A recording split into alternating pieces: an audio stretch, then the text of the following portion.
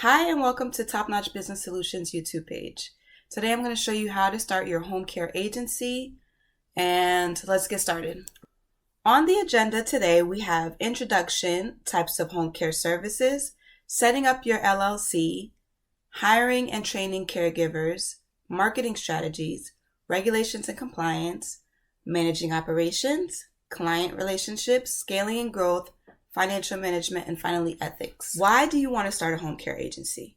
So first, let's grab a pen and paper and let's get started. Make sure you take notes because this is going to be very informative. You will need to understand your why. Why are you starting your agency? What are your motivations? Home care is definitely a thriving, recession-proof business, so maybe you want to be financially stable and successful. Or maybe you're already in the home care field and you love to help people. So this is a great opportunity to tap into your entrepreneurs. So the different types of home care services and communities are PCA, which is personal care assistance, which that means that you're providing the daily support needs for the individuals or the activities of daily living. Home care ensures a clean and comfortable living environment through assistance with household tasks. Companion, which offers emotional support and engaging in activities for the overall well-being of your client. Chores means that you're assisting with tasks such as grocery shopping and laundry. Nursing, it addresses the medical needs to ensure comprehensive well-being, but nursing is not usually included in non-medical home care agencies. Finally, we have therapies like physical, occupational, and speech therapies. Those enhance the physical and cognitive and communicative abilities of your client. So the types of communities you'll be serving are elderly, disabled communities, ABI, which is acquired brain injury, and sometimes children. Setting up your LLC is next. So first you want to pre-plan everything so that you have a plan and you can get started with your business. Define your services. What services are you going to offer? Will it be PCA, homemaker, companion? Just define it so that you know. Then you'll create a business plan. The business plan will draw out all of the steps that you need in order to operate your business. Conduct your market research. So this is important. Research what areas, what companies are in your area, what financial goals you have. Just research everything so that you have an idea of what you need to do to start your business. Create a financial projection. This just draws out how much money you'll need and how much money you'll spend in the beginning. That way you're prepared.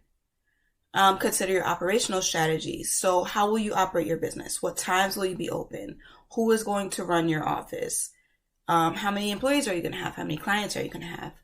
And then next, consider your marketing strategy. So are you going to advertise in a newspaper, online, with business cards? Plan all of that out so that you're ready. Then you can choose your business structure. Will you operate an LLC or a corporation? And then register your business with the state so that way you're a legal entity. And after that, obtain your insurance. So you will need general liability insurance, workers' comp, which is for the workers, and then bond, surety bond, which covers you from theft and other things of that nature.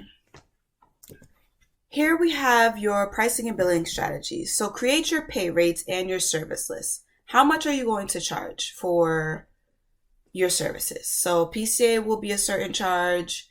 Homemaker will be another charge.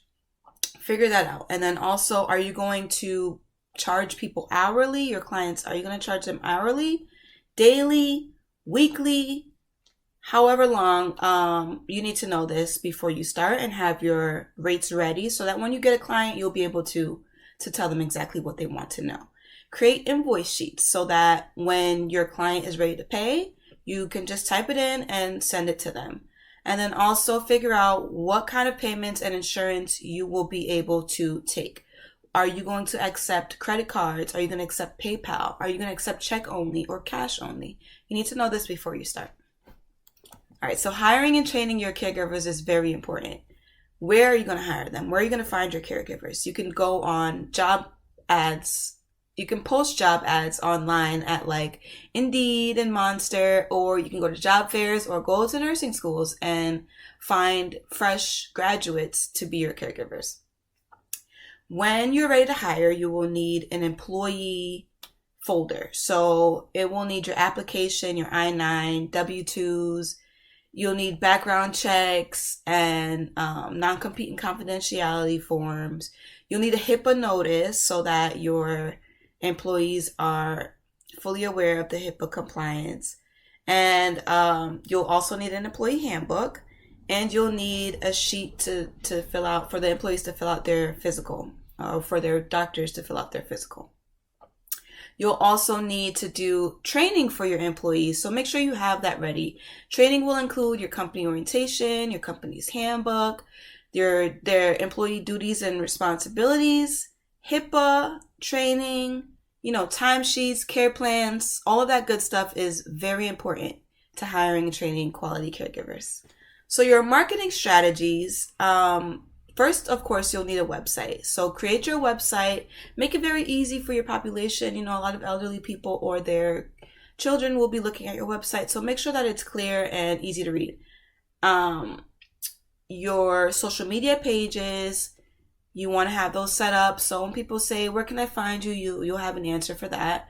Definitely create business cards and brochures so that you can hand them out to different places like nursing homes and hospitals.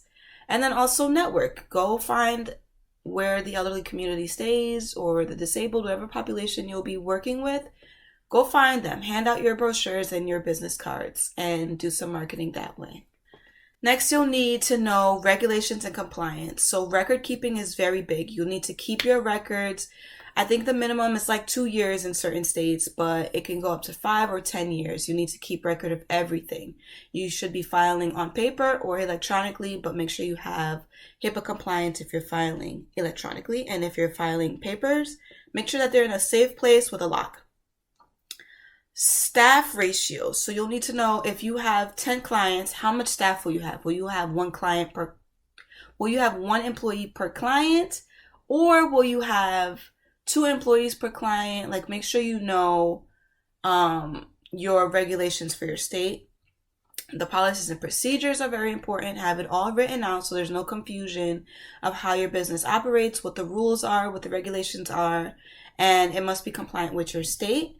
And then also HIPAA. HIPAA is very important, which is the Privacy Act. So your client's information is confidential always. So managing your operations, scheduling and care coordination. So when you have a client, you will need to schedule a caregiver to work with them. And you'll also need a quality caregiver who can assist with what they need.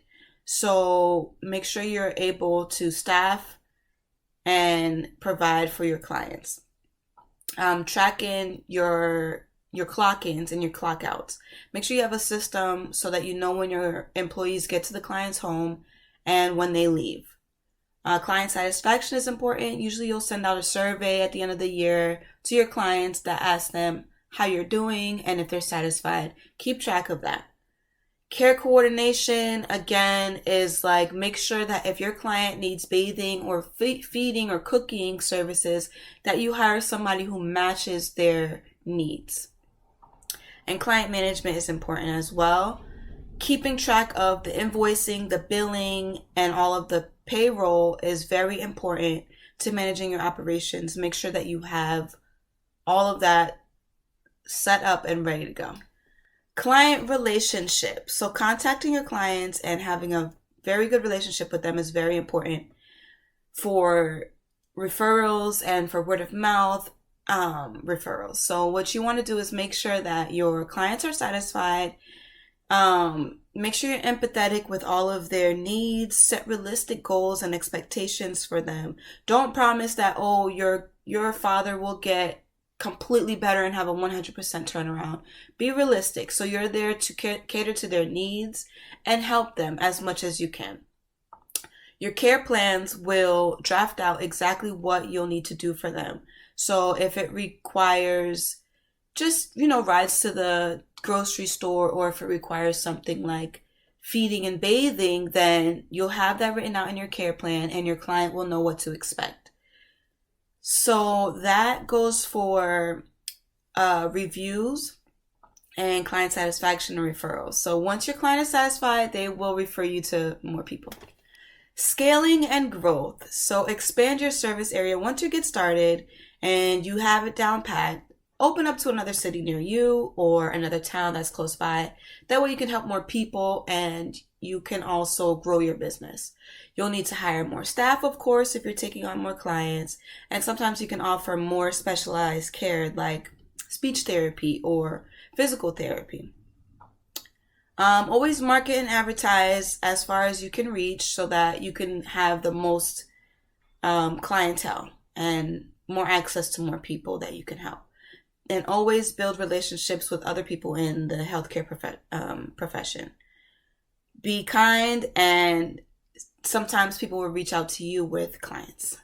Financial management is important. Project your revenue by drawing out your overhead expenses, your payroll, and all of the expenses that you'll need, and then figure out how much revenue you'll need to, keep your business afloat and have a profit.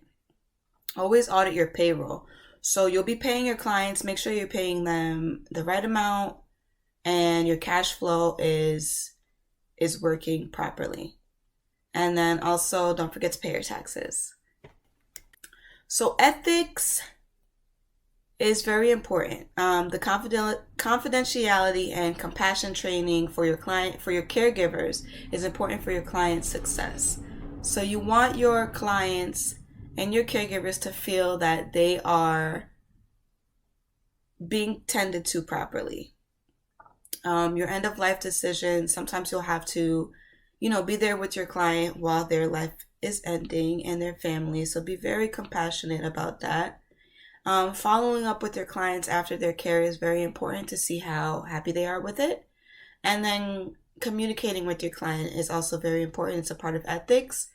Just making sure that your client feels that they are being well taken care of is very important to your success of your business.